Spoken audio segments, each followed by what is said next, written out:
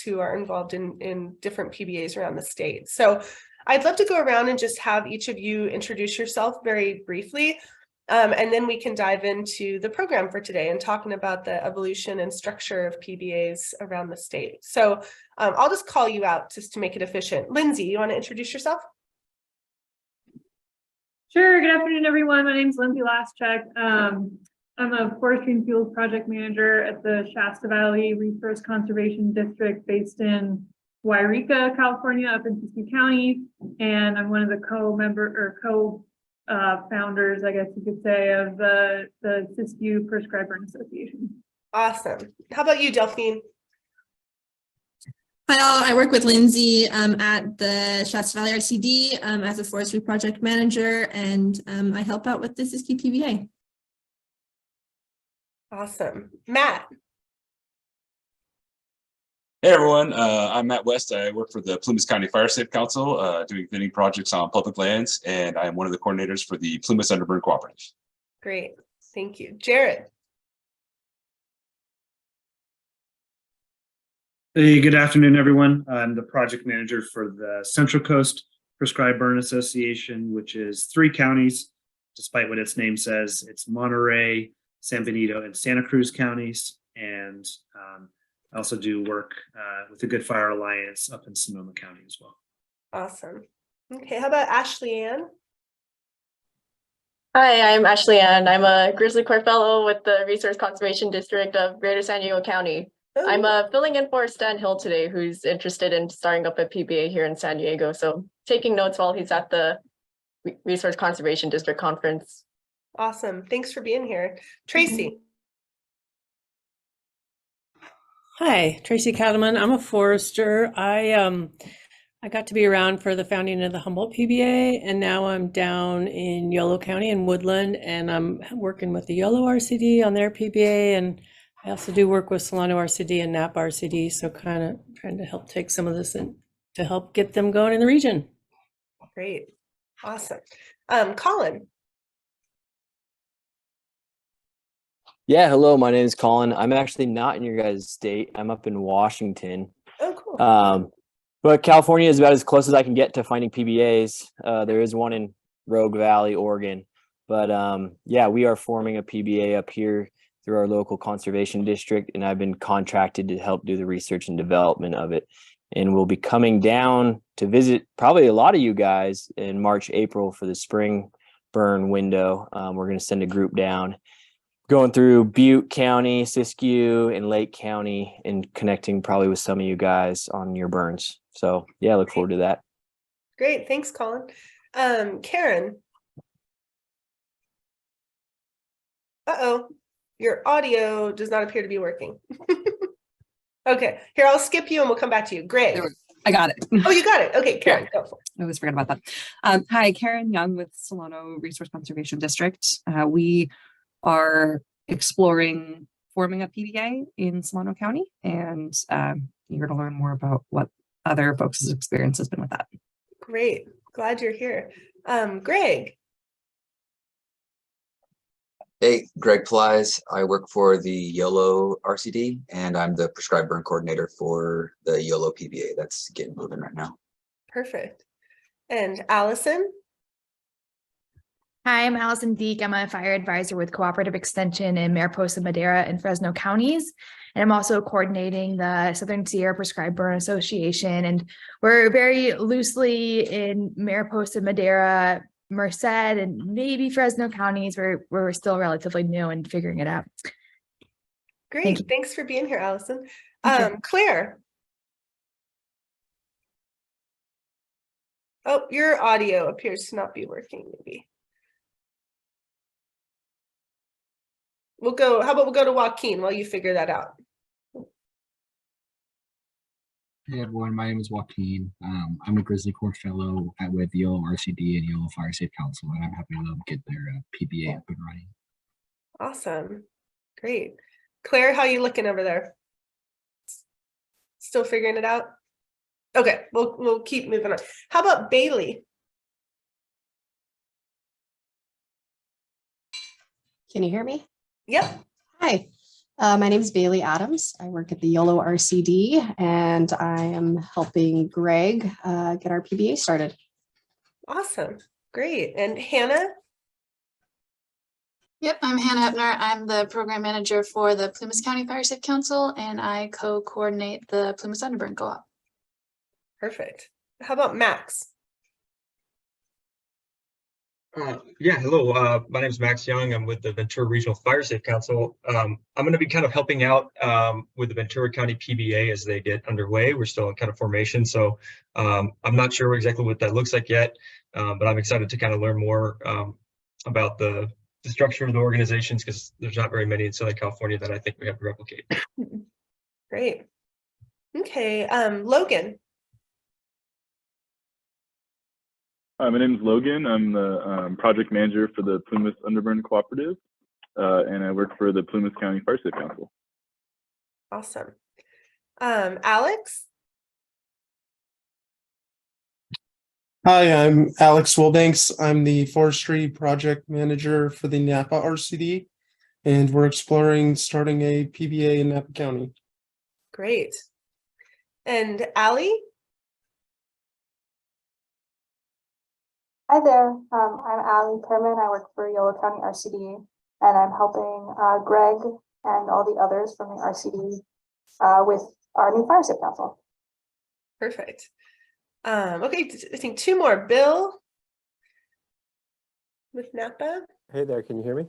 Yeah. Great. Yep, Bill with Napa RCD. I'm the conservation program manager. But yeah, working with some folks here with YOLO, Solano, Tracy, Alex, Danielle. We're all trying to get this figured out to establish a PBA in Napa County. So thanks for hosting this. It's great. Yeah, thanks for being here. And Danielle. Hi there. Yeah, I work with Bill and Alex over at Napa RCD. I'm kind of just a general program coordinator, looking at and exploring ways to stand up a PBA here, and then thinking about community and public outreach for that PBA as well. Okay, great. And let's go back to Claire. Claire, did your audio get worked out? No, I don't think so. Maybe you could just type something in the chat. That would be great. Okay, well, thanks everyone for introducing yourselves. It's definitely a newer group of people to me, so it's really exciting that you're all involved and that you're all starting PBAs, and just that this work has spread.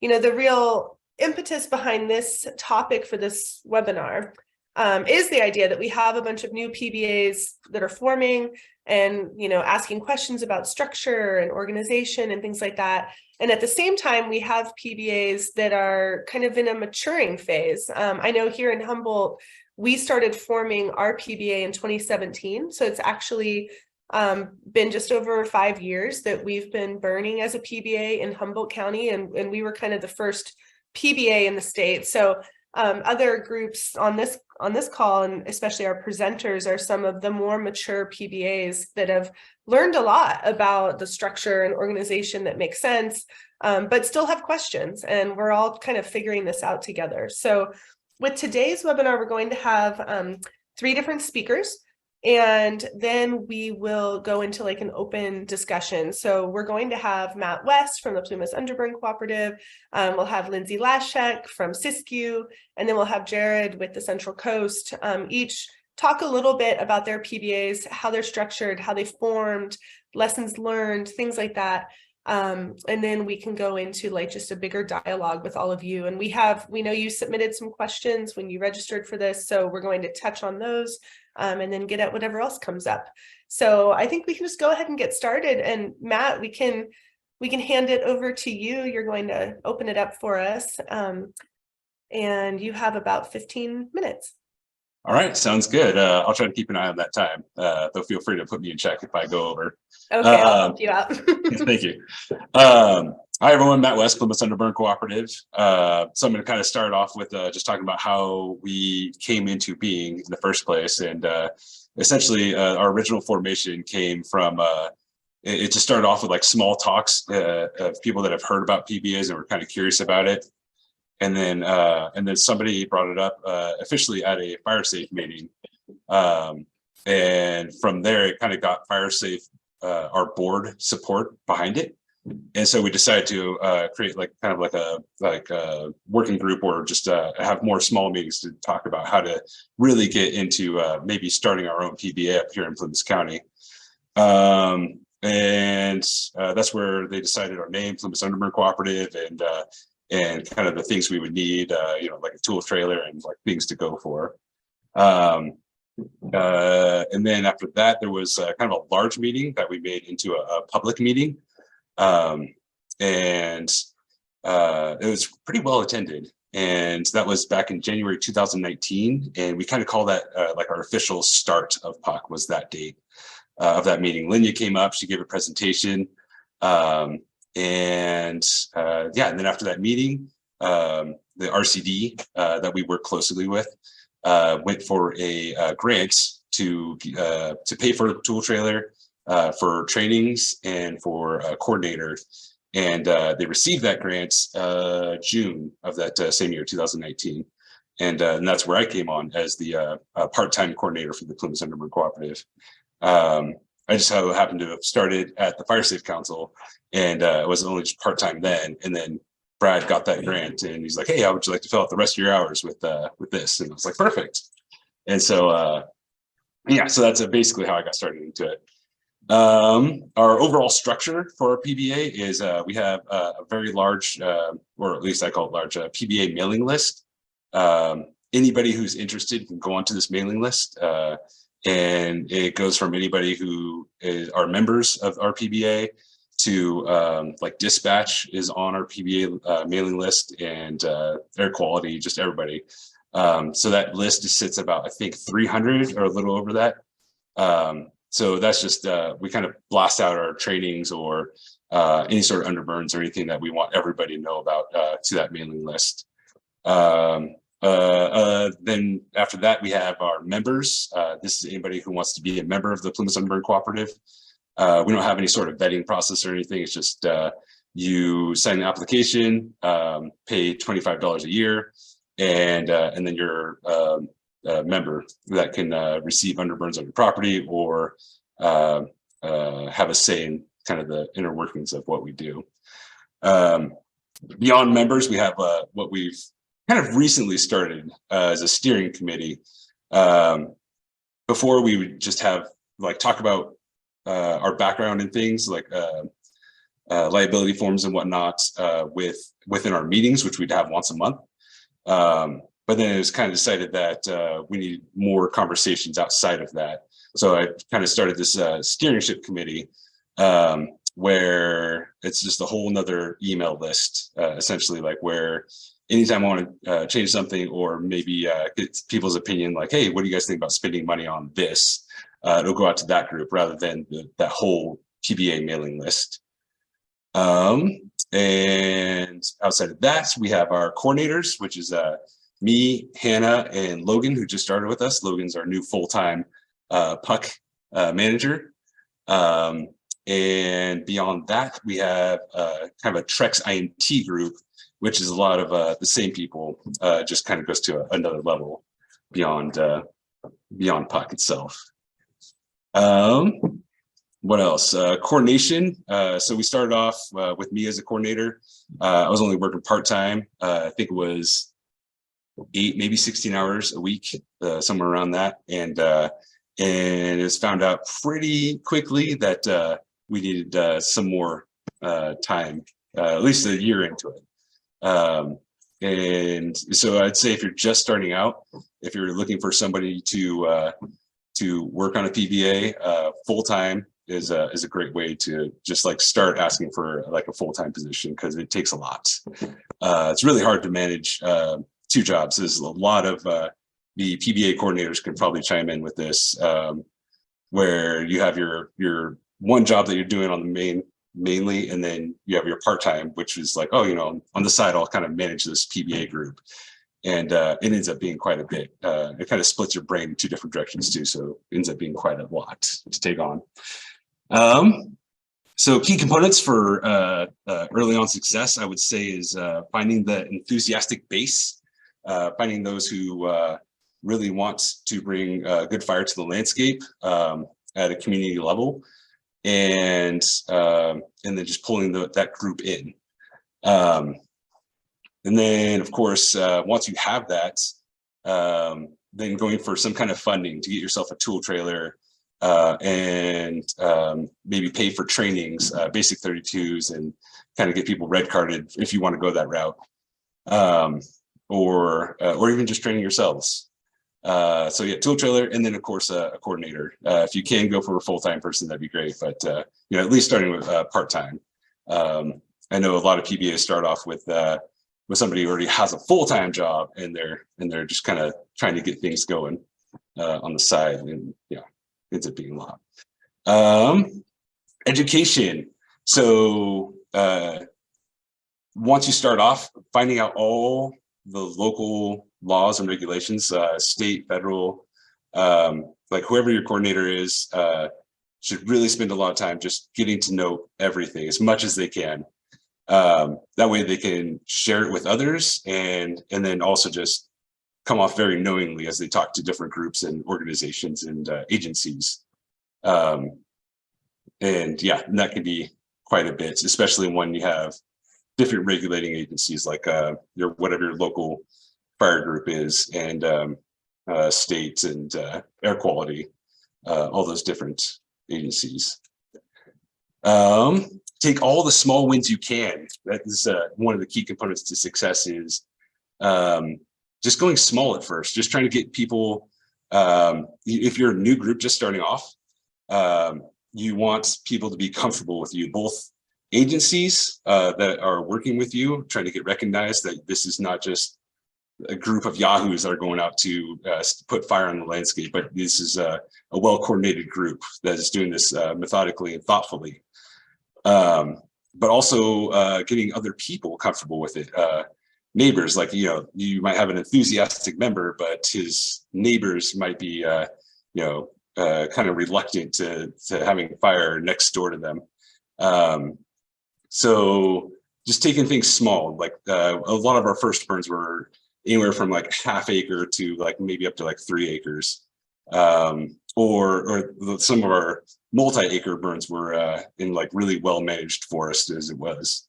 So it was all pretty easy at first, and it really helps get people comfortable with fire, especially if it's new in an area.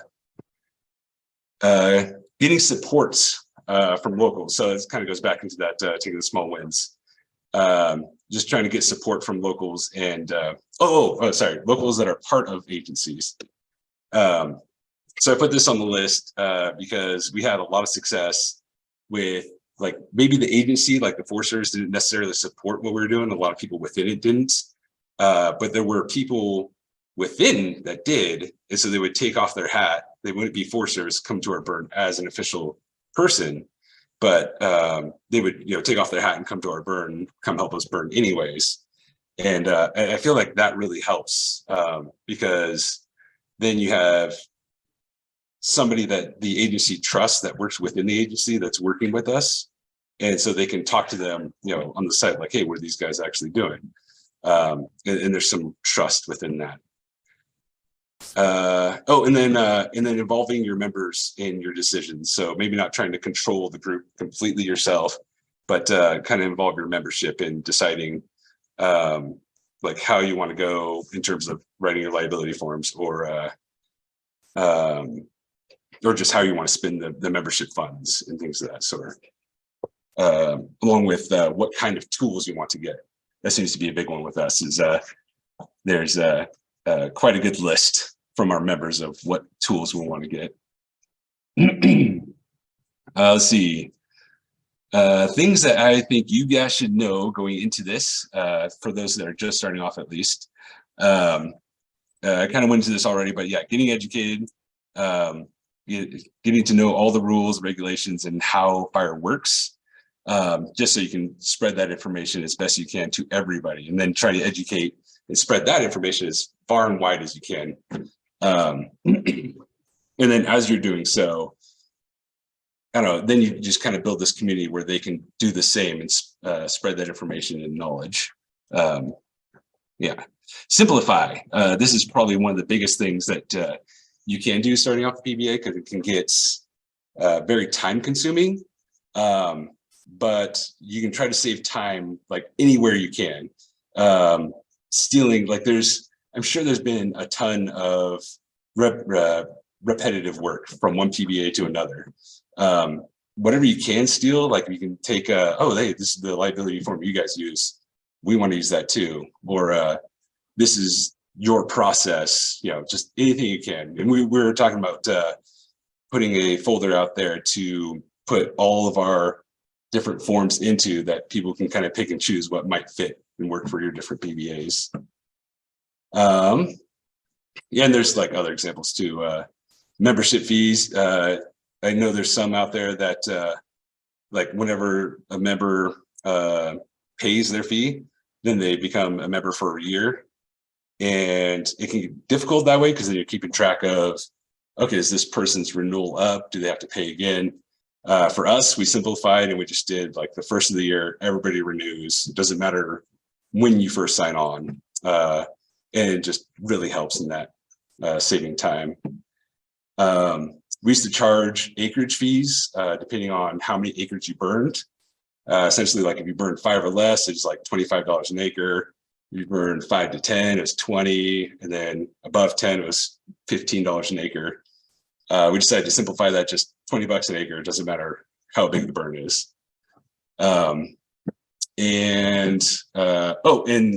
maybe also trying not to take on all the work, just the coordinator. As soon as your members start getting knowledgeable and comfortable, it is great to send them out as representatives for your organization if they're willing to. We have quite a few enthusiastic members that will go out and they know our process really well, and they'll go talk to new people and like, hey, this is how you get going in this, and it helps immensely. Okay, so other things to know, as best as you can, try to address and see future problems ahead of time. This goes really well with just talking to your neighbors. Like if you're planning on burning this property, talk to the neighbors next door, like, hey, we're gonna have fire here. It could, there might be some smoke impacts, whatever you can. Just have those, it can be awkward conversations ahead of time that really helps when the burn actually happens. And I'll also tack onto that to invite them. Like, hey, we're gonna be doing this. You guys feel free to come over and you can watch the whole process yourself, and it'll make people a lot more comfortable. Just even just being able to talk about it ahead of time rather than just seeing it on the hill when it does happen. So there's also a lot of, when you're first starting off, there's agencies, you run into some backlash, as you can imagine. And as that happens, being patient and trying to make a name for yourself, and not headbutting with the agency, like, hey, I don't know, like just being persistent but still respectful. Like, oh, we're not going to give you a permit because of this. Trying not to argue with them too much, and just reestablishing why everything you're doing is okay, if that makes sense. It can get one of the things to look out for are so there's passionate members that you could have, and then there's those that are almost too passionate. I've heard a couple of PBAs that have what I'll call zealots of prescribed fire, and those are the ones that they're very enthusiastic about prescribed fire, and it's awesome, and they're very helpful until they run into a roadblock and they think, well, the landscape's telling me it's ready to burn. I don't care about your laws. I'm going to put fire on the landscape. And so those are just members to look out for. Still try to work with, they're still on the right side. It's just, yeah, I don't know. Just look out for the zealots. Hey, Matt, we're about at time. I mean, if you need another minute or so, that's totally fine. But I guess the other thing to look out for, I'll just put this out, is the confidence that does start building in members. and then, yeah, like maybe they take risks, like, oh, you know, like we know what we're doing. And there was a member that we had that their fire was pretty iffy, and I don't think they had a permit, and some fire truck showed up and they're like, no, it's okay, we're PUC, we're fine, we know what we're doing. And so just being, I don't know, just something to be aware of, that it can look really bad sometimes when people claim to be leaders of your organization and then burning carelessly. I'll leave it at that. Okay, great. Well, thanks, Matt. And we'll have more time. If there was more that you wanted to share, we can bring it into the dialogue at the end. Okay, great. Lindsay, do you want to go ahead? Yeah, and thank you so much, Matt, for leading with all that. It's like excellent advice, lessons learned. I echo and agree with everything Matt said. Yeah, so the Siskiyou PBA was really initially spearheaded by Sharna Gilmore at the Scott River Watershed Council, who's not here today, but is still, you know, a very involved partner. And, you know, I think she kind of learned of the PBA model through, you know, Lania and Humboldt's PBA, and they got a grant through the Wildlife Conservation Society. It's a private foundation funding source to start the PBA, do some demonstration burns, and she approached the Shasta Valley RCD and, you know, asked if we wanted to be engaged in the PBA. And at that time, I actually didn't even work at the RCD, but the RCD wrote a grant to help start the PBA, got it, and then that's actually how I got brought on board at the RCD. And so our grant that the RCD got was through the North Coast Resource Partnership through the DSC's RFFC funding. And it was a 1-year demonstration project grant to start a PBA and do a couple demonstration burns, which was pretty ambitious to do in 1 year. But we did it, and in the height of COVID, which was also an added challenge. And I guess to back up a little bit and just kind of give you kind of a description of kind of the geographic and political landscape of Siskiyou County, because it's tucked up here in way Northern California, almost Oregon, and most people don't even think we exist. But it's a really large county. It's over 4 million acres. It's really rural, really spread out, and it's kind of, there's like all these different rural communities that are, you know, pretty separated. And so, you know, so we're the Shasta Valley RCD. We also kind of cover like the Mountain Shasta, kind of South County and North Klamath Mountains, but like the Shasta Valley has the town of Wairika, which is kind of the center of Siskiyou County. And then there's Scott Valley, which is another really rural valley where Etna and Fort Jones are, and they're kind of separated. And so that's where, and our RCD doesn't actually cover that part of Siskiyou County. So that's where, you know, Sharna got the grant with the Watershed Council there, invited us to the table to kind of get more representation of the county. And we also engaged the Mid-Klamath Watershed Council, who, you know, have been successfully burning in this region for, you know, at least a decade.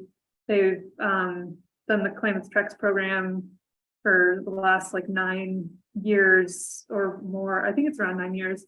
So luckily, you know, we had Mick Wick and Will Harling in that, you know, knowledge bank of, you know, collaborative kind of grassroots burning in this region.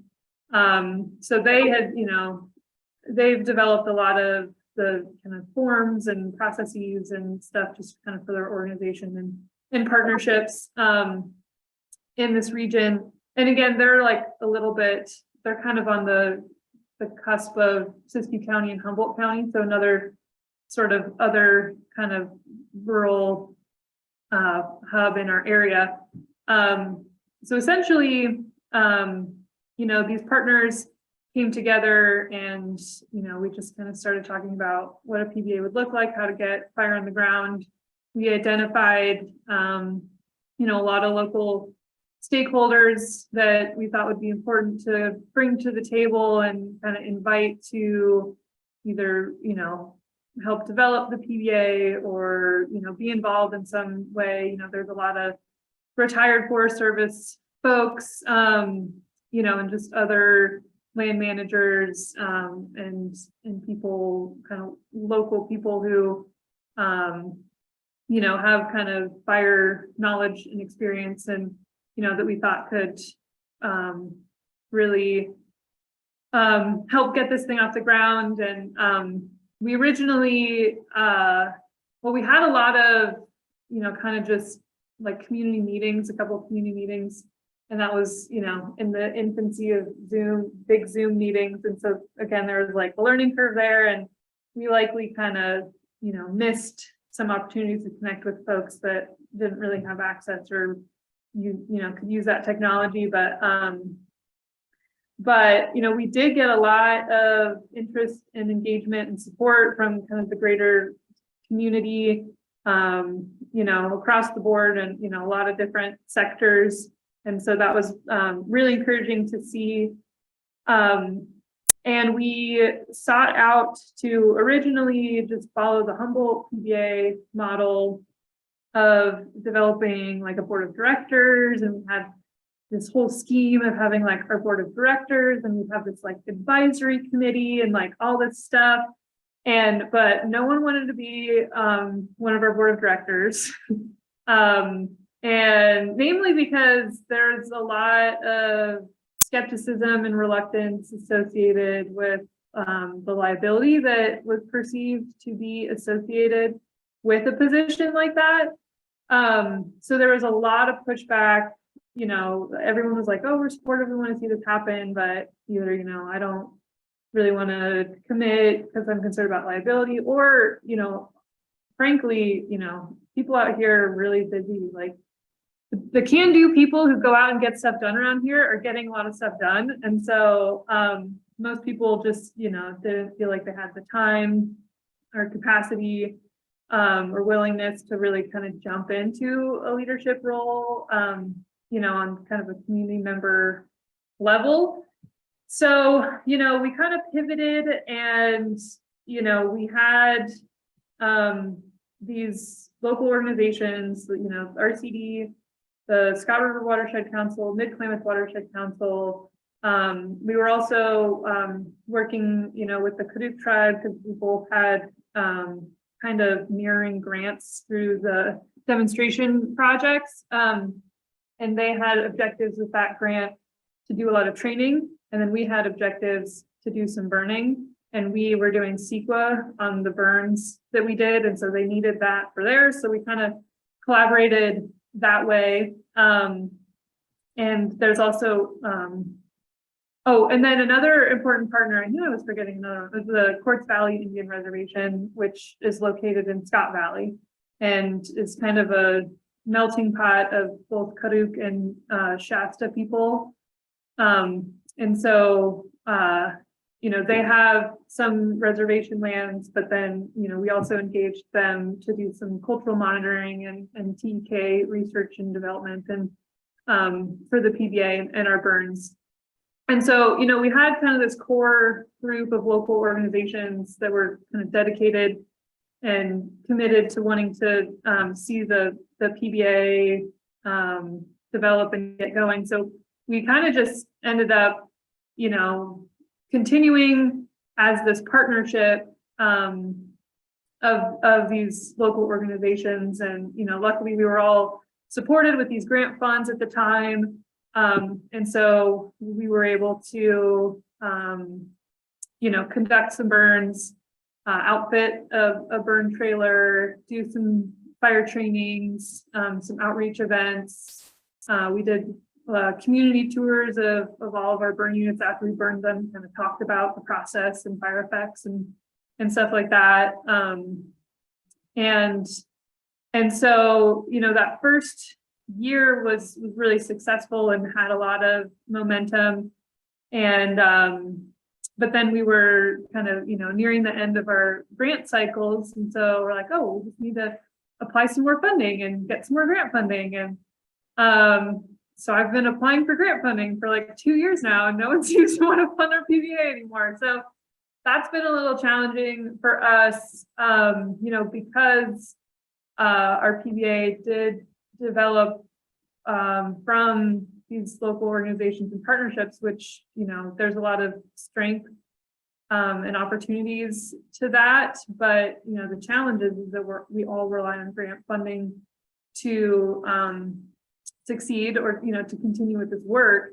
And so again, we continue to stay dedicated to continuing the PBA. The RCD has gotten some funds from the Watershed Center through RFFC that's helped us kind of carry through. So we're all kind of piecing together the little bit of funding that we have and still pursuing opportunities that, you know, could fund coordinators, you know, longer term or just more fully. Because the reality is that a lot of, like, most of the individuals, you know, that have been involved, you know, we've had to focus our efforts on other projects that we have funding for. So yeah, and also now that we realize that we're not as like structured and coordinated and working together as much as we were when we all had funding and we were like all focused on burning and planning burns together and all that stuff. And, you know, we all kind of, you know, are kind of driving our own different burn programs for our own different organizations and kind of come together somewhat or sometimes to coordinate our actions. But we are trying to, we've all agreed, you know, kind of the past year, like we should probably like try to solidify the structure of the PBA a little bit more in order to just kind of help the longevity of it and have kind of some commitment and kind of responsibilities there. Just because we've seen that a lot of us have kind of dropped off a little bit just because of, you know, the lack of funding and pivoting our focus. And so I actually kind of selfishly promoted this topic to be this first one of these kind of fireside chats, because we're having these conversations about reevaluating our structure and what it's going to look like. And we've been looking at like the draft memorandum of agreement and potentially adopting that, but there's like some concerns and questions. And so I submitted a lot of really nitty-gritty questions that we can get to later, but that I'm hoping people can answer for me. But yeah, and it's just, you know, the reality of our PBA is that, you know, we are trying to cover an extremely large geographic area that's extremely diverse, both like in fuel type and, you know, cultures and weather and jurisdictions and agencies. You know, we have, technically Siskiyou County has parts of 6 different national forests in it. We are under one CAL FIRE unit, but there's a lot going on out here. And so part of our kind of restructuring, if you will, of our PBA is you know, we've been having discussions about kind of having these more like localized PBAs rather than this like one overarching, or like having an overarching umbrella of the Siskiyou PBA, but then having like subchapters like the Scott Valley subchapter and the Shasta Valley subchapter, and then trying to recruit some folks like from like Butte Valley, like out on the east side, and maybe having kind of a little bit more of like a localized focus for each of us rather than us all trying to kind of approach the whole county all together at once, because it's just so vast. So yeah, it's a continuous learning process and you know, evolution as things come along. So, I mean, I guess if I were to, give some advice, I would just say like, be super flexible. And I mean, I don't know, that's just kind of like fire in general, right? Like it's dynamic, we have to be flexible, and just kind of, roll with the punches and like Matt said, like try to anticipate needs and anticipate changes as much as you can, to try to like set up systems, that can support things moving forward. But yeah, we're all kind of just figuring this out as we go and building the plane as we fly it. I'm just gonna look at my notes here to see if there's something. And we're about at time, Lindsay. Yeah, I think that's about what I wanted to share. So awesome. Yeah. Great. And yeah, we'll have plenty of time after Jared goes. So Jared, do you want to take it away and share your experiences? Thank you so much, Lindsay.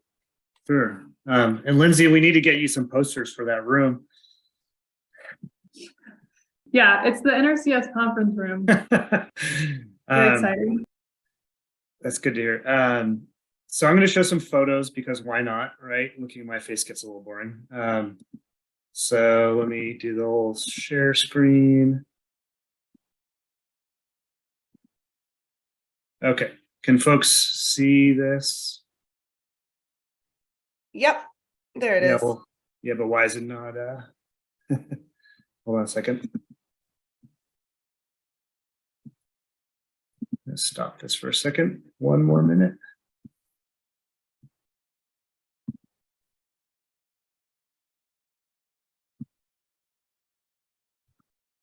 Okay, well, maybe that won't work. We could see it, Jared. Okay. Yeah. Try it again. All right.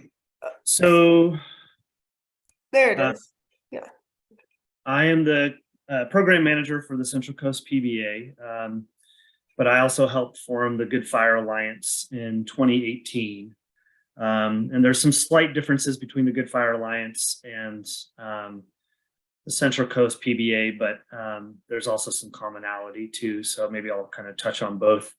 But in 2019, Lenya and Jeff were doing their road show and all over California, inspiring folks left and right, which was awesome. And my colleague, Davey Rao, brought Lenya and Jeff to San Benito County and hosted a very small, I think about 1.5 acre prescribed burn in a little backwater called Bitterwater down in San Benito County, which for those who don't know is east of Monterey County. And that kind of got the ball rolling. Davey had some meetings with local ranchers. It's a very ranch centric county, very low population, probably more cows than people. And that kind of led to her applying for a CAL FIRE grant from the Fire Prevention Grant Program with the Monterey RCD.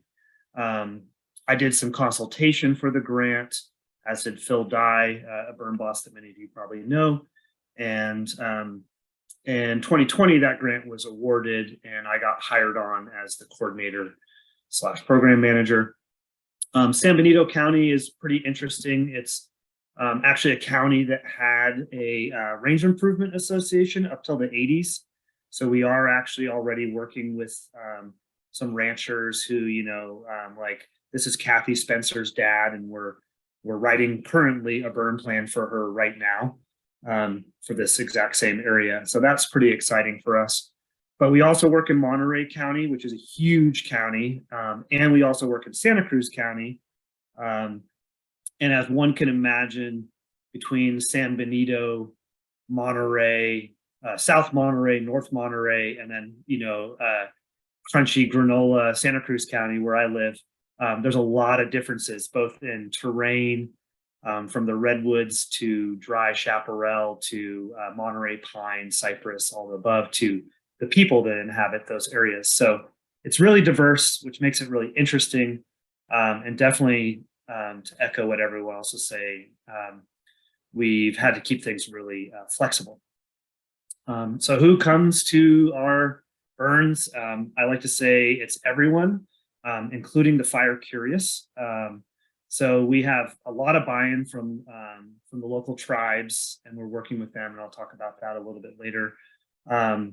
Local land trusts seem to be really interested, and this is an area that's kind of has quite a few land trusts of various formats.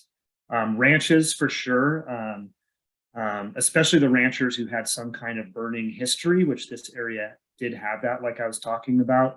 I don't think Monterey County ever had a range improvement association as far as I can tell, but there's definitely ranchers there who've been burning, since they were little kids. And so it's easy to work with them. Schools, wineries, agencies, fire departments, both retired and volunteer, and even current firefighters we have getting involved.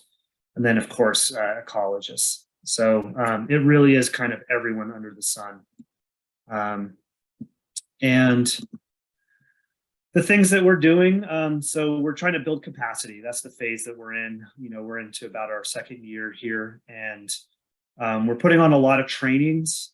Again, in the kind of the spirit of flexibility, we put on the basic 32, as people like to call it, firefighter 2 training, but we also do allow people to show up for just the in-person training who haven't done the online coursework.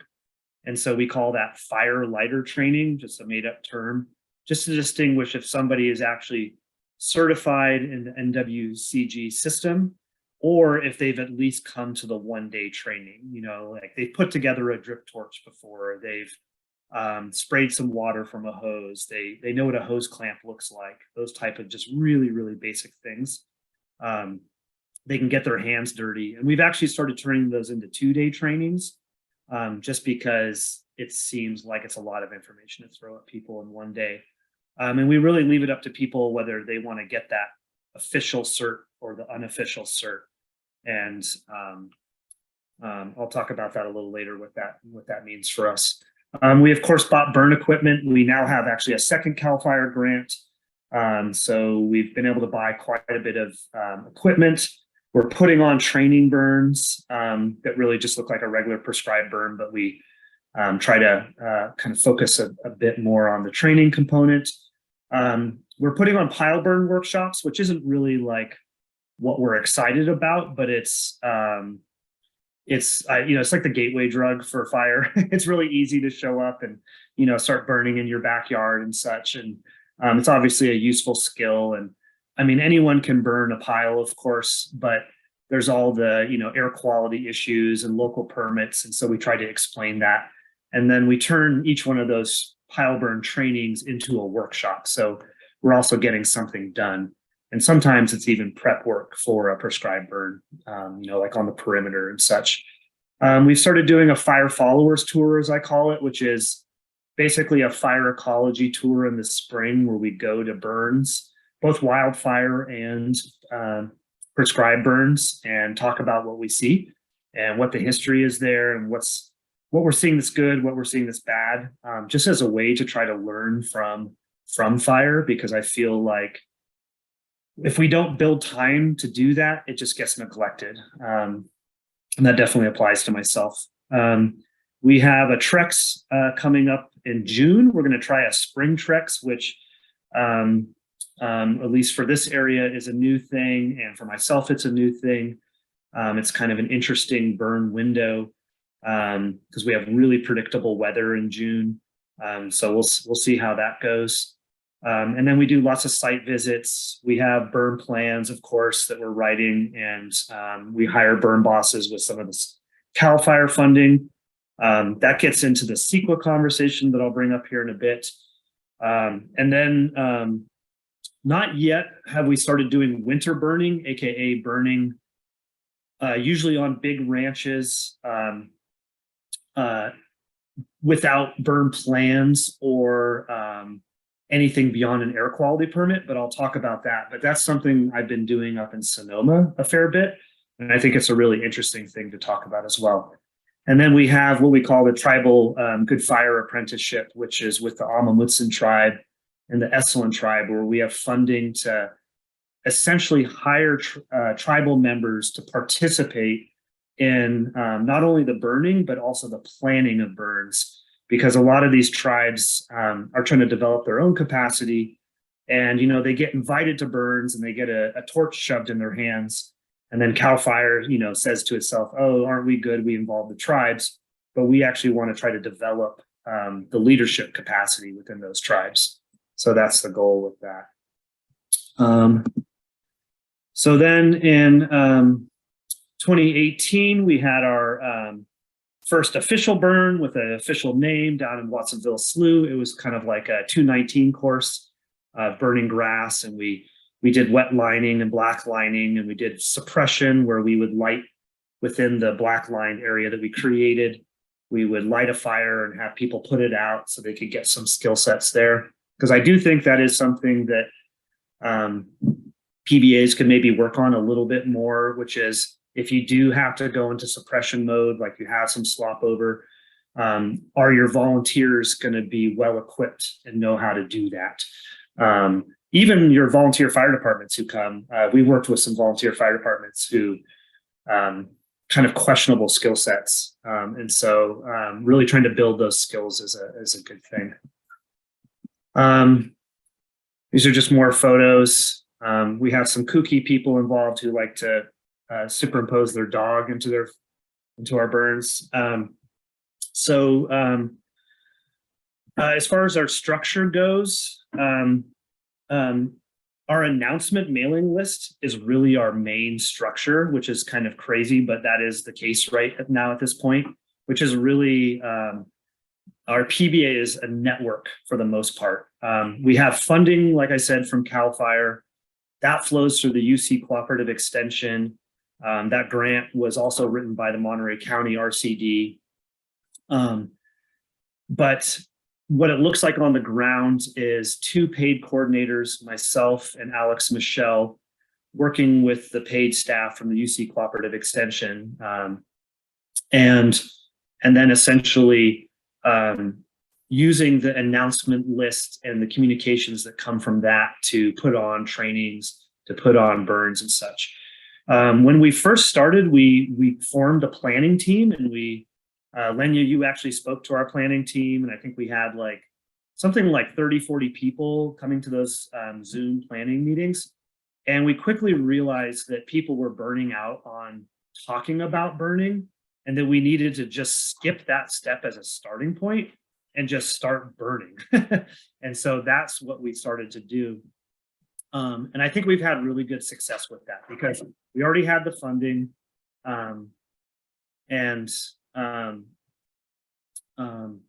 we had the kind of the mandate, so to speak, and so we're doing it, and we have a ton of interest. I mean, I think we have something like 500 people on our announcement list at this point, and we consistently have people showing up. And so really, we're in this phase where we're just trying to build support, get the idea out there, and we're going to circle back to the planning team and maybe even circle back to becoming a nonprofit at some point. But we really felt like having lots of meetings about planning was a bad idea.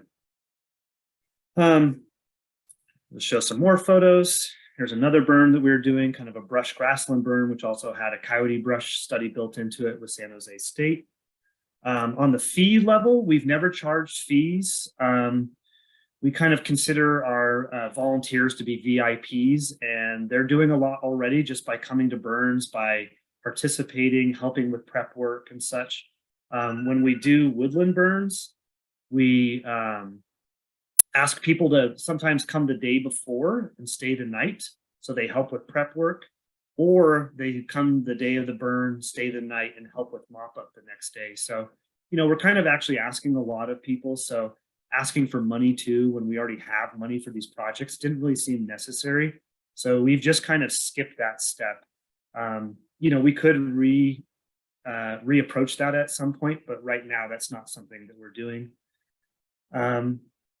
And then because, again, we have funding with these grants, we've also been able to hire some part-time assistants. So like we bring in Brian Peterson, who works with the Good Fire Alliance a lot and Fire Forward. I'm sure many of you know Brian. So we hire him to, help on burn days. We hire him to help with workshops, with things of that nature. And then we've also brought on Sam Camardo in the same capacity, where he kind of helps out in a very limited fashion, but kind of when we need that extra expertise, which we found really helps with the quality of burns and really helps develop that local capacity. Someday, hopefully we'll have just a lot of people who really know what they're doing and we won't have to do that, but it really helps to start. So I'm just going to show a couple more photos. So here's some winter burning. I was mentioning that this is up in Sonoma County, in Northwest Sonoma, kind of a more remote area. These are ranchers who are really comfortable with burning. No burn plans. As you can see, the PPE is kind of, rancher PPE, Carhartts and long shirts and gloves and things. This is chemise burning, which will burn quite well in the winter because it hasn't actually pulled up live fuel moistures yet. And then, of course, it's surrounded by green grass. In Sonoma, the permitting is really easy. And we hope to be doing this down here in Monterey and San Benito as well. CAL FIRE in Santa Cruz actually requires a year-round permit, so we'll pretty much always have to have burn plans in Santa Cruz. And then this is probably similar to what I know Lenya has shown photos like this before, where it's kind of deciduous oak woodland burning. There's a lot of green grass mixed in there, but it's obviously carrying just fine. Kind of targeting these dry periods in winter. And again, this is really mild burning conditions. And so, the PPE is really kind of loose and qualifications are not even talked about. Burn plans are skipped. But again, these are large landscapes with ranchers who are very comfortable with fire. So it's kind of a special circumstance. We do, of course, lots of burns that look like this, where there's tons of Nomex and hard hats and so on and so forth. And we have burn plans and burn bosses and, we have permits from CAL FIRE and all the rest. And so we've just really tried to make it so that it's as flexible as possible, where the landowner and the burn boss decide the level of the PPE and the level of planning that's necessary, because that's where the liability rests, right, with those two entities. And we found that works really well. And so we're kind of continue with that. And that's both with the Good Fire Alliance and with the Central Coast PBA. I'll skip over some of these other slides. A couple other things I think are Jared, we're about at 15 minutes. So if you need another minute or two, that's fine. I'll just say the last thing that has just started this fall is we're burning with State Parks now, who has 20 years of burning in our area. And so I think it's a really exciting collaboration for the PBA volunteers. Come and join us with that. So great. Well, thanks for that, Jared. That was awesome. Yeah. And it's fun to see your pictures. Oh, yeah. Great. Well, we have the next half hour set aside to have more of a conversation. And of course, we have quite a few different PBAs represented here, although it seems, I think, many of the people who have attended here are with newer or just developing PBAs. So I guess let's open it up first to the group that's on the Zoom and see if people have questions for our three presenters.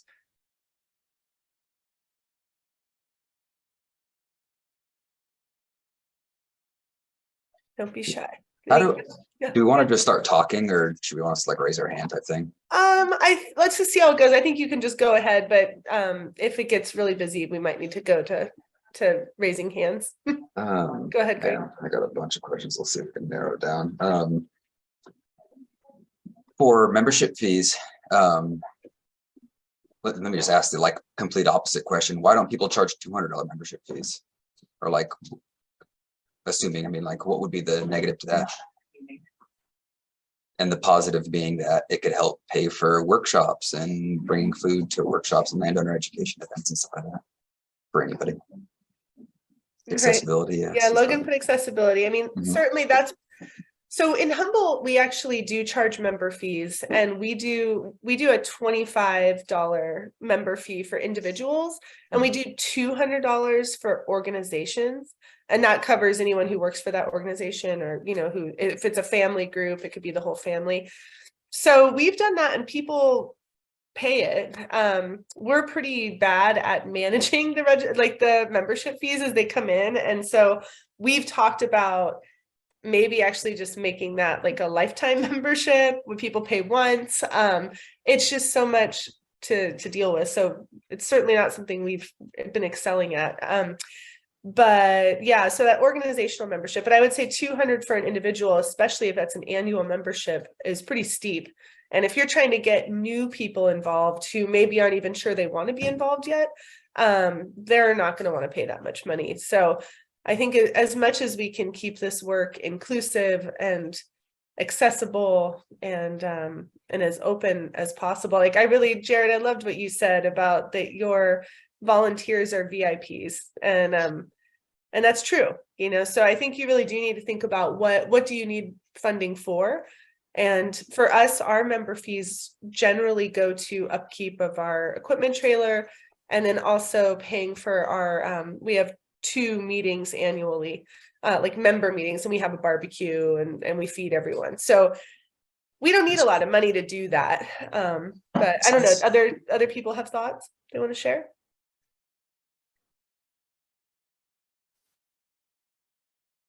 I can just add, like, just for our PBA, we have chosen not to charge membership, partly, you know, similar reasons, you know, as Jared. It's like, you know, people are donating their time and whatnot. And also most of our PBA partners have been like concerned about the like maintenance, of the membership and like tracking that kind of stuff.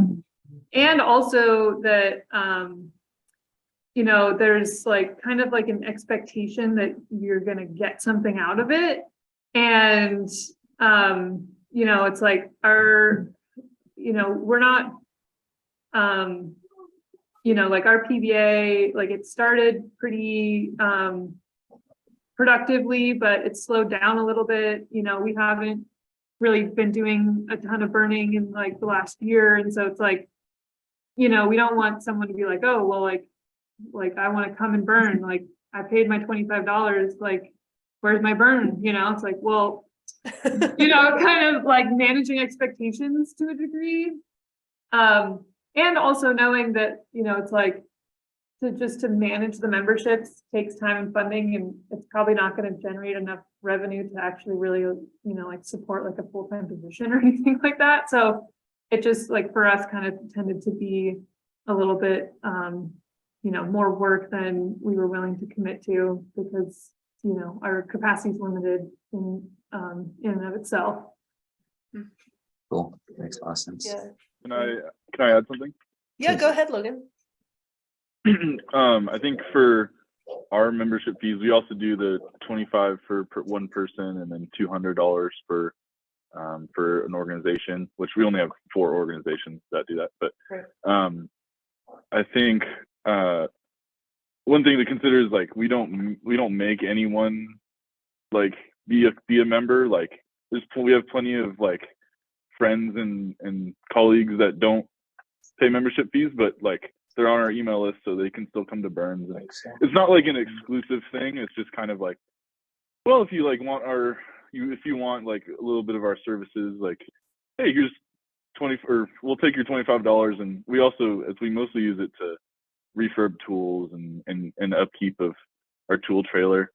So yeah, it's like not like a requirement for participating in our prescribed burn association, but I think it's a good buy-in for people also. Like if they donate a little bit of money, they also like want to participate, but it's also like not that much money, so it's super affordable. I don't know.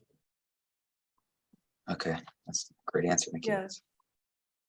Let's go to this question that was in the chat from Ali. So how is everyone spreading the word about their PBAs, and what's been the most successful way to generate interest? And Matt, do you want to voice what you wrote there? Yeah, for sure. So I found that the best way for our group up here, at least, is peer-to-peer. So you underburn someone's property and they talk about it with their neighbors, and people come over, just other people within that area see it and they like the effects of it. And like, oh, I want to do that too. And it kind of spreads, you know, to use the metaphor, kind of like, you know, putting dot fires on the ground. You know, you put a little dot here and it kind of like spreads to the community. It's kind of that same effect. It seems to be the best way to do it. But you know, it's kind of hard to manage that. The more you do, the more interest you get. So it's kind of hard in the beginning, like to get that original interest. But the other best way for us was reaching out to our Firewise community leads and seeing what interests they may have in doing underburn within their community. Like oftentimes they'll have assessed the area for fire dangers in different spots, and so there's some leaders that are very interested in putting on underburns, and so they'll be interested in doing it, but not sure how to do it exactly. So we just kind of walk them through and maybe put on an underburn workshop for them out within their community. Even like where we're not putting fire on the ground necessarily, but like, here's how to prep your land for fire. You know, this is the kind of thinning that you can do. This is how to make a good pile to burn for all that slash you're making, and then how we're going to create fire line, like where we kind of think fire line will go, and so on from there. And just put on a workshop for them, and then hopefully come back and underburn that spot when the time comes. Yeah, I'd echo, you know, just kind of like the community grapevine. And as I mentioned, you know, when our PBA was getting going, we did some really targeted outreach to, you know, folks in our community or organizations or agencies that, you know, we thought should at least, you know, be involved or kind of apprised of, you know, this that was going on. And whenever we have events, like we have an email list that we send out, you know, with training opportunities or workshops. And then we, you know, we share it with our partners who also have email lists. You know, we work with the Mount Shasta Bioregional Ecology Center, which is like based in Mount Shasta, and you know, does kind of like fuel reduction workshops and kind of community organizing stuff. And so they have kind of a, you know, member base. And so it's sort of just that, like, you know, spreading out to the web and having people share it out, and then just, you know, kind of see who shows up. And also with our burns, you know, our initial burns, because they were particularly identified as being like demonstration burns. You know, we invited members of the community to not only participate in the burns if they wanted to, but also to just observe. So we kind of had, well, we kind of strategically chose where we burn that was kind of accessible, where people could come and just kind of stand on the road and like see how it works. And I had a PIO who, you know, engaged with folks in that way. And then again, you know, like after the burn, walked through too, just to like talk about fire effects and, you know, just trying, you know, we tried to do kind of as many different engagement opportunities to try to capture like different interests of people. There's the people who are like, yeah, I want to trip torch, I want to burn stuff. And the people are like, I don't know, like fire's kind of scary, but I'm supportive of the idea of prescribed fire. I kind of don't really get it, you know? So we just like have tried to kind of design opportunities for like different kind of levels of interest. Yeah, and then just kind of, yeah, that word of mouth, especially around here is really valuable. Yeah, we've definitely, I agree with everything you all have said. I think that getting people burning and then talking about it is super effective. And then Allison, actually, I don't know if you want to mention, Allison, what you did recently, but Allison and I talked about this, and I always suggest making it fun, right? So anytime you can incorporate an event at a brewery or like something that gets people out and excited about it. So that's what I recommended to Allison. And I think that it sounded like that worked pretty well. Did you want to share about that? Sure. Yeah. So I talked with Lenny a while ago. Like I said, I'm new to coordinating the PBA, and I wanted a chance to both meet people and, you know, get more of the community excited about the Prescribed Burn Association, and especially since I don't know if a lot of people know that we exist. So I invited people out throughout Mariposa to come to the local brewery to learn about the PBA. It was more like an informational session / meet and greet. It was a really rainy and cold day, and we had it on the patio. We still had like 35 people show up. Everybody stayed the whole time. They stayed afterwards to talk. Everybody was super excited about it. I had a county supervisor talk about the Range Improvement Association that he was a part of as a child. I had the Air Pollution Control District talk about it. CAL FIRE talked. Our previous coordinator that we no longer have funding for talked. And I mean, it was just this really amazing buzz of excitement at the end of the day. And you know, we added, I think, 30 people to our mailing list, which is huge for us. It almost doubled our mailing list. It was actually so great that we had somebody that came. He was super stoked about it. He's from the county south of us, I'm sorry. And we're going to be doing another one next week. And the brewery there is going to provide some tasting flights, and nice. It was really great. And I think it really helped get both people that are already members excited and new people in the community excited for the PBA. So great. Thanks for sharing, Allison. Greg. To the idea, Lenya. I wanted to ask you, Allison, how did you do the initial outreach for those kind of events, those like brewery events, everybody's hanging out? Was it like an Outlook group that you sent it out to and made a flyer or something like that? Yeah, both. So we have an Outlook group for the PBA, which we had about 40 members, I think, 40 to 50 members. And then I reached out to a couple PIOs with CAL FIRE and the local Health and Human Services Agency, and they posted it. I sent a press release to the newspaper. We're in a really rural county, so people still rely heavily on the newspaper.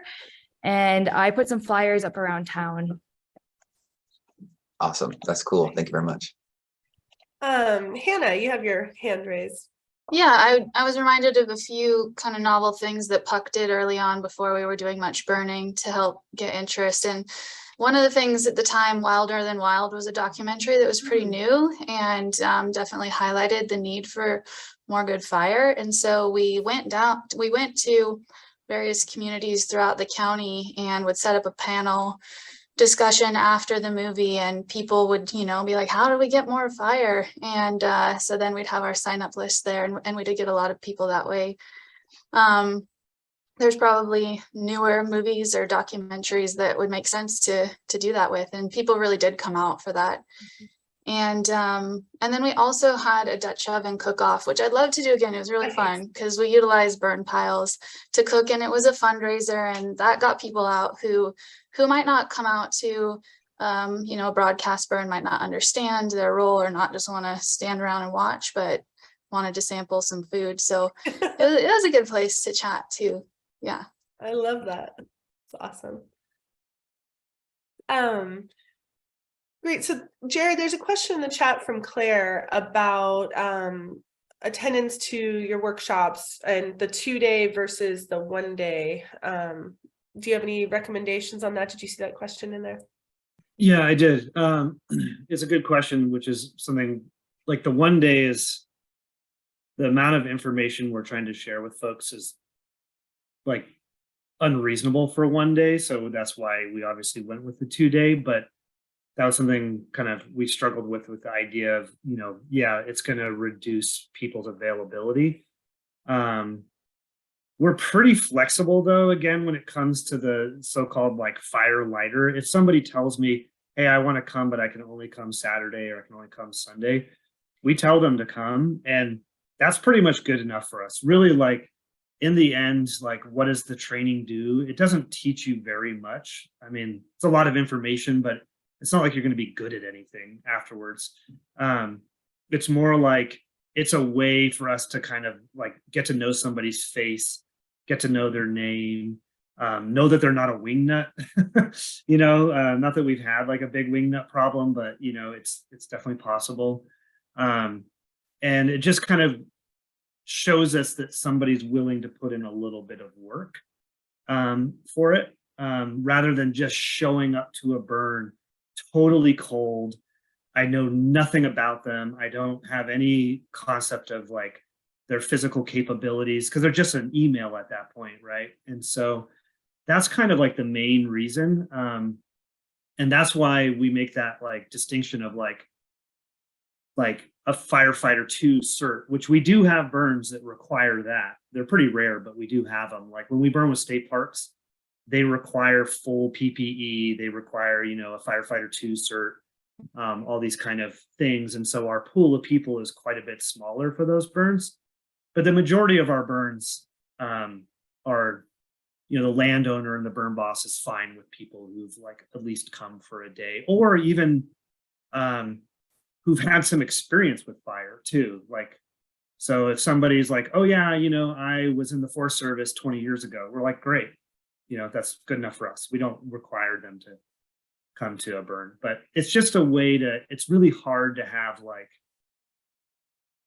10, and I have had this, 10 people show up, 10 out of say 20 people show up to a burn who I've never met, and I don't have any knowledge of their capabilities, and all of a sudden I'm relying on them to to burn in a decent way. And so it's just a way to kind of like establish that connection and stuff.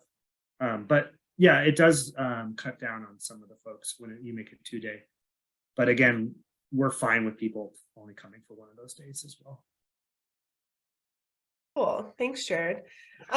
So we just have a little more than 10 minutes, and I wanted to make sure, I know Lindsay in particular has a lot of questions, but probably some of the other PBAs do as well, about that MOA, Jared, that you all worked on with the Good Fire Alliance. And I was curious if maybe we could have a little discussion about that, like where that came out of, what it is, and how it's worked for the efforts there. Lindsay, I don't know if you want to ask specific questions. I don't think we probably have time to get into like the legal language of it, but probably more just like the general, what was it and why did you do it and how did it work? Jared, I think you're the only one on here who would be able to answer that. That's fine. I'm happy to talk about it. I just wasn't sure if you were asking me. Yeah, in 2018 or whatever it was, I was working in Sonoma County for Fire Forward, and we were starting the Good Fire Alliance. And these questions of liability were coming up locally. And, I knew that they were also coming up kind of throughout the state, of course, because it's what everyone brings up right off the bat. And so I just started digging into like what is out there as it relates to California kind of case law. And essentially there wasn't much. And talking to various lawyers, I eventually found my way to Sarah Clark, who Lenya has become like best friends with and uses her in all these great ways, which is awesome. Who is a kind of a multi-party liability lawyer. Like if you're going to, for instance, have a trail that's shared by multiple landowners, like who actually has liability, right? And then she also had an interest in fire and had like maybe done some stuff around wildfire. And basically she kind of was like, there's not really much to go off of. And so she started in California. So she started calling up lawyers in other states who had worked on such things. And so we created this document with the idea of distinguishing where liability lies. And really what it came down to is that we didn't want to have it be with PBA members, obviously, or participants, because then people wouldn't participate and it would scare folks off. And it seems logical based on a lot of case law for it to be with the landowner. But then, of course, a lot of landowners want to shift that off themselves. So then it moves into the burn boss category. And so kind of the two entities that hold the liability according to the MOA are the landowner and the burn boss. And then they can have a agreement between them where the burn boss takes liability off of the landowner. So that was kind of the general gist of it. And it tried to outline like, just as an example, for instance, let's say the PBA owns a pump and they're going to pump a hose lay. And so they bring the pump to the burn unit and they set up a pumpkin and a hose lay and all that with their equipment, and the pump breaks. right at a pivotal time and you have slop over, is the PBA now liable for that broken pump because that's where the slop over happened, right? And kind of what we realized is that if that was the case, no one's going to want to bring a pump, or like a local rancher who maybe is going to bring their slip on, right, with their truck or something like that. And it breaks down at a key time. And so we said in the document that it's up to the landowner and the burn boss, if there is one involved, to determine if the pump is essentially up to snuff, right? Like they actually have to take the time to go, yeah, this is going to work for me. I'm going to use this, right? And because in the end, you can't just say no one has liability. It just like really doesn't work in, you know, the capitalist world that we live in. And so that's really what the MOA is. And it takes it off of all the organizations that maybe want to be involved, because we were seeing a lot of that in Sonoma where, you know, a land trust with, say, an endowment is like, yeah, we want to participate in this burn and send our people and maybe even like send some equipment and stuff. But, you know, we have, you know, a $5 million endowment that we don't want to be on the line. And so that's kind of a way for them to go, okay, cool, it's not on us. And so they can sign the MOA saying it essentially absolves them of that, or a participant can do that. But obviously it puts it on the landowner and puts it on the burn boss. And so then you're kind of working either with landowners who aren't afraid of having the liability, or you're finding a burn boss who's going to have insurance and is willing to take that, which there's currently still only a couple in the state who are at that level, which is a problem that Lenya has been working tirelessly to fix. Thank you, Lenya. With the, you know, the California Burn Boss program and the insurance pool and all that stuff. So hopefully that answers that. Yeah, Lindsay, did you want to follow up with some more specific questions or? Yeah, so essentially, yeah, the way it's set up, I mean, it's kind of like a guiding document, like kind of a somewhat of like a governance document, like for the PBA, right? And there's these members that sign on to it. So, I mean, the way you're explaining it is basically it's actually more so, or I guess I'll say I understood it as being like a governance document for your PBA, but it sounds like it's more so kind of mainly like a liability agreement. But so do all of your like how many members have you had sign on to this? Yeah. So the reality is it's the people who are concerned. We haven't, at first, I think we were thinking, okay, yeah, everyone would sign this, which is obviously something someone could do. And maybe that's the most logical way to go and the most thorough. But the reality has been like, again, to use that land trust example, is if a land trust is scared to be involved, we have them sign it.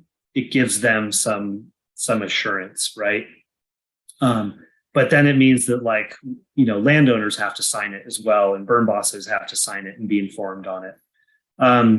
We haven't had like individual members really sign it. They just really, you know, really what they're signing is usually like a waiver the day of releasing the landowner of, you know, if they get injured on the burn.